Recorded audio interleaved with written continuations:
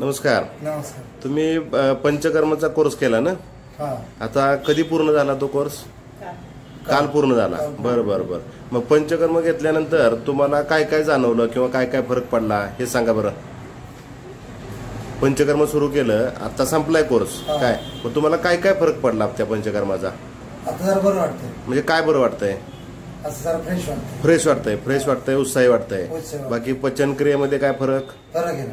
आणि तुमचं पोट पण जड होत होतं ना वाटतं? पोट बरं आहे. म्हणजे जड होतं ते आता हलकं हलकं वाटतंय.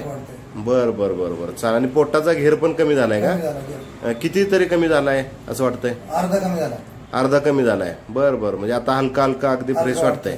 बर बर. आणि तुम्हाला काय काय फरक जाणवला? म्हणजे पोटाला कमी वाटते. पोटाचा घेर तुमचा पण कमी झाला का? बर बर. आणि पचनमध्ये काय? पचनमध्ये पण सुधारणा वाटते. बर बर. आणि अजून काय काय? उत्साही, फ्रेश वाटणं, हलका हलका वाटणं. बर बर. म्हणजे पंचकर्म केलं ते चांगलंच केलं असं वाटतंय ना? बर बर बर. Okay okay. धन्यवाद.